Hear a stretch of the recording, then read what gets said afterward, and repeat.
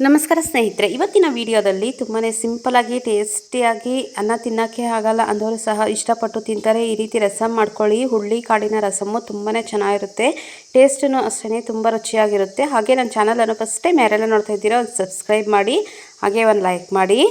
ಈಗ ನೋಡಿ, ಮೊದಲಿಗೆ ಒಂದು ಬಾಣಲೆಯನ್ನು ತೊಗೊಂಡಿದ್ದೀನಿ. ಬಾಣಲೆಗೆ ಆ ಕಪ್ಪಲ್ಲಿ 1 ಕಪ್ ಆಗೋಷ್ಟು ಹುರುಳಿಕಾಳನ್ನು ಹಾಕ್ಕೊಂಡಿದ್ದೀನಿ. ಹುರುಳಿಕಾಳು ಚೆನ್ನಾಗಿ ಚೆಕ್ ಮಾಡಿಬಿಟ್ಟು ನೋಡಿಬಿಟ್ಟು ಹಾಕ್ಕೊಳ್ಬೇಕಾಗುತ್ತೆ. ಎಷ್ಟೇ ನಾವು ಕ್ಲೀನ್ ಮಾಡಿದ್ರೂ ಸಹ ಅದರಲ್ಲಿ ಕಲ್ಲು ಅನ್ನೋದು ಇದ್ದೇ ಇರುತ್ತೆ. ಅದರಿಂದ ಚೆನ್ನಾಗಿ ಒಂದು 2-3 ಸತಿ ನೋಡಿಬಿಟ್ಟು ಹಾಕ್ಕೊಳ್ಬೇಕಾಗುತ್ತೆ. ನೀಟಾಗಿ ಹುರ್ಕೊಳ್ಬೇಕಾಗುತ್ತೆ. ಲೋ ಫ್ಲೇಮಲ್ಲಿ ಇಟ್ಕೊಂಡು ಚೆನ್ನಾಗಿ ಹುರ್ಕೊಳ್ಬೇಕು, ಕಲರ್ ಚೇಂಜ್ ಆಗೋ ರೀತಿ. ಈಗ ಅದನ್ನು ಸೈಡ್ಗೆ ತೆಗೆದಿಟ್ಕೊಂಡಿದ್ದೀನಿ. ಹಾಗೆ ಒಂದು ಬಾಣಲೆಗೆ 1 ಚಮಚ ಆಗುವಷ್ಟು ಜೀರಿಗೆ, ಹಾಗೆ 1 ಟೀ ಚಮಚ ಆಗುವಷ್ಟು ಧನಿಯಾ, ಹಾಗೆ ಒಂದು 10ರಿಂದ 12 ಕಾಳು ಮೆಂತ್ಯ ಕಾಳನ್ನು ಸೇರಿಸ್ಕೊತಾ ಇದ್ದೀನಿ. ಹಾಗೆ ನಮ್ಮ ಖಾರಕ್ಕೆ ನೋಡಿಕೊಂಡು ಒಣಗಿದ ಮೆಣಸಿನ್ಕಾಯಿನ ಸೇರಿಸ್ಕೊತಾ ಇದ್ದೀನಿ. ನಾನು 7ರಿಂದ 8 ಒಣಮೆಣಸಿನ್ಕಾಯಿನ ಸೇರಿಸ್ಕೊತಾ ಇದ್ದೀನಿ. ಇಷ್ಟನ್ನು ಸೇರಿಸ್ಕೊಂಡು ಲೋ ಫ್ಲೇಮಲ್ಲೇ ಚೆನ್ನಾಗಿ ಹುರ್ಕೊಳ್ಬೇಕಾಗುತ್ತೆ. ಹೈ ಫ್ಲೇಮ್ ಇಟ್ಕೊಂಡ್ರೆ ಸೀದೋಗ್ಬಿಡುತ್ತೆ. ಇದನ್ನು ಅಷ್ಟೇ ಕಲರ್ ಚೇಂಜ್ ಆಗೋವರೆಗೂ ಚೆನ್ನಾಗಿ ಹುರ್ಕೊಂಡು ಸೈಡ್ಗೆ ತೆಗೆದಿಟ್ಕೊತಾ ಇದ್ದೀನಿ. ಮತ್ತು ಒಂದು ಜಾರಿಗೆ 1 ನಿಂಬೆಹಣ್ಣಿನ ಗಾತ್ರದಷ್ಟು ಹುಣಸೆಹಣ್ಣನ್ನು ತೊಗೊಂಡಿದ್ದೀನಿ. ಹಾಗೆ 1 ಗಡ್ಡೆ ಆಗುವಷ್ಟು ಬೆಳ್ಳುಳ್ಳಿಯನ್ನು ಸೇರಿಸ್ತಾ ಇದ್ದೀನಿ. ಹಾಗೆ ನಾನು ಹುರ್ಕೊಂಡಿರುವಂತಹ ಹುರುಳಿಕಾಳನ್ನು ಸೇರಿಸ್ಕೊತಾ ಇದ್ದೀನಿ. ಬೇಕು ಅಂದರೆ ತೊಳೆದ್ಬಿಟ್ಟು ಸಹ ಸೇರಿಸ್ಕೊಳ್ಬೋದು. ಈಗ ನಾನು ಹುರ್ಕೊಂಡಂಥ ಮೆಣಸಿನ್ಕಾಯಿ ಮತ್ತು ಜೀರಿಗೆ ಧನಿಯಾವನ್ನು ಅಷ್ಟೇ ಜಾರಿಗೆ ಸೇರಿಸ್ಕೊತಾ ಇದ್ದೀನಿ. ಈಗ ಇದಕ್ಕೆ ಕಾಳು ಮೆಣಸು ಇದ್ರೂ ಸಹ ಸೇರಿಸ್ಕೋಬೋದು. ನಾನಿಲ್ಲಿ ಕಾಳು ಮೆಣಸು ಸೇರಿಸ್ತಾ ಇಲ್ಲ, ಕಾಳು ಮೆಣಸಿನ ಪುಡಿ ಸೇರಿಸ್ತಾ ಇದ್ದೀನಿ 1 ಚಮಚ ಆಗುವಷ್ಟು. ಇಷ್ಟನ್ನು ಅಷ್ಟೇ ನುಣ್ಣಗೆ ಪೇಸ್ಟ್ ರೀತಿಯಾಗಿ ಮಾಡ್ಕೊಳ್ಬರ್ಬೇಕಾಗುತ್ತೆ.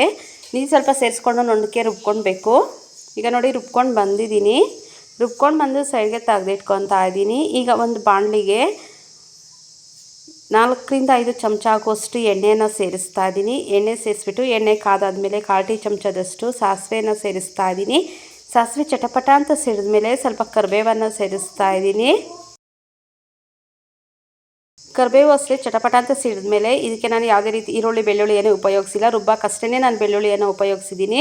ಈಗ ನಾನು ರುಬ್ಕೊಂಡು ಬಂದಿರುವಂತಹ ಪೇಸ್ಟನ್ನು ಇದಕ್ಕೆ ಸೇರಿಸ್ತಾ ಇದ್ದೀನಿ. ಹಾಗೆ ಜಾರನ್ನು ಅಷ್ಟೇ ತೊಳೆದ್ಬಿಟ್ಟು ಆ ನೀರನ್ನು ಅಷ್ಟೇ ಸೇರಿಸ್ತಾ ಇದ್ದೀನಿ. ನೋಡಿಕೊಂಡು ನಮಗೆ ರಸಮ್ ಯಾವ ರೀತಿ ಬೇಕು ಅಂತ ನೀರನ್ನು ಸೇರಿಸ್ಕೊಳ್ಬೇಕಾಗುತ್ತೆ. ಸ್ವಲ್ಪ ತೆಳ್ಳಕ್ಕೆ ಇದ್ದರೆ ಈ ರಸಮ್ ಅನ್ನೋದು ಚೆನ್ನಾಗಿರೋದು. ಸ್ವಲ್ಪ ತೆಳ್ಳಕ್ಕೇ ಇದ್ದರೆ ಬೇಕು, ಜಾಸ್ತಿ ಮಂದಕ್ಕೆ ಇದ್ರೆ ಏನು ಅಷ್ಟೊಂದು ಟೇಸ್ಟ್ ಇರೋದಿಲ್ಲ. ಅದರಿಂದ ಒಂದು ಸ್ವಲ್ಪ ತೆಳ್ಳಕ್ಕೇ ಮಾಡ್ಕೊತಾ ಇದ್ದೀನಿ ನಾನಿಲ್ಲಿ ರಸಮ್ಮು. ನೋಡಿಕೊಂಡು ನೀರು ನಮಗೆ ಅಡ್ಜಸ್ಟ್ ಮಾಡಿಕೊಂಡು ನೀರನ್ನು ಸೇರಿಸ್ಕೊಂಡು ಚೆನ್ನಾಗಿ ಕುದಿಸ್ಕೊಳ್ಬೇಕಾಗುತ್ತೆ. ಹಾಗೆ ರುಚಿಗೆ ತಕ್ಕಷ್ಟು ಉಪ್ಪನ್ನು ಸೇರಿಸ್ತಾ ಇದ್ದೀನಿ ಇಲ್ಲಿ ನಾನು. ಸೇರಿಸ್ಬಿಟ್ಟು ಮಿಕ್ಸ್ ಮಾಡಿಕೊಂಡು ಒಂದು 1/4 ಟೀ ಚಮಚ ಆಗುವಷ್ಟು ಅರಿಶಿಣದ ಪುಡಿಯನ್ನು ಸೇರಿಸ್ತಾ ಇದ್ದೀನಿ. ಸೇರಿಸ್ಬಿಟ್ಟು ಎಲ್ಲ ಒಂದು ಸತಿ ನೀಟಾಗಿ ಮಿಕ್ಸ್ ಮಾಡ್ಕೊಬಿಟ್ಟು ರಸಮ್ಮು ಚೆನ್ನಾಗಿ ಕುದಿಸ್ಕೊಳ್ಬೇಕಾಗುತ್ತೆ. ನಾನು ಮಿಕ್ಸಿಗೆ ಅಷ್ಟೇ ಹಾಕ್ಕೊಂಡಿದ್ದೀನಿ, ಬೇಯಿಸಿಲ್ಲ. ಅದರಿಂದ ರಸಮ್ ಅನ್ನೋದು ಸ್ವಲ್ಪ ಚೆನ್ನಾಗಿ ಕಾಯಿಸ್ಕೊಳ್ಬೇಕಾಗುತ್ತೆ. ಒಂದು 5 ನಿಮಿಷ ಕಾಯಿಸ್ಕೊಂಡ್ರೆ ಆಗುತ್ತೆ, ರೆಡಿ ಆಗುತ್ತೆ ರಸಮ್ಮು. ಹುರುಳಿಕಾಳಿನ ರಸಮ್ಮು ತುಂಬಾ ಚೆನ್ನಾಗಿರುತ್ತೆ, ಟೇಸ್ಟಿಯಾಗೂ ಸಹ ಇರುತ್ತೆ, ಅನ್ನಕ್ಕೆ ತುಂಬಾ ಚೆನ್ನಾಗಿರುತ್ತೆ. ಹಾಗೆ ಲಾಸ್ಟಲ್ಲಿ ಒಂದು ಸ್ವಲ್ಪ ಕೊತ್ತಂಬರಿಯನ್ನು ಸೇರಿಸ್ಕೊಂಡು ಮಿಕ್ಸ್ ಮಾಡ್ಕೊಂಡ್ರೆ ಆಯಿತು. ಸ್ಟವ್ ಆಫ್ ಮಾಡಿಕೊಂಡು ಇದ್ರಾಗೆ ಒಂದು ಲಾಸ್ಟಲ್ಲಿ 1 ಚಮಚ ಆಗುವಷ್ಟು ತುಪ್ಪವನ್ನು ಸೇರಿಸ್ತಾ ಇದ್ದೀನಿ. ಸೇರಿಸ್ಬಿಟ್ಟು ಒಂದು ಸತಿ ಎಲ್ಲ ನೀಟಾಗಿ ಮಿಕ್ಸ್ ಮಾಡಿಕೊಂಡ್ರೆ ಆಯಿತು. ಹುರುಳಿಕಾಳಿನ ರಸಮ್ಮು ರೆಡಿ ಆಗುತ್ತೆ. ಇದೇ ರೀತಿ ಟ್ರೈ ಮಾಡಿ ನೋಡಿ, ತುಂಬಾ ಚೆನ್ನಾಗಿರುತ್ತೆ, ತುಂಬಾ ಟೇಸ್ಟಿಯಾಗೂ ಸಹ ಇರುತ್ತೆ.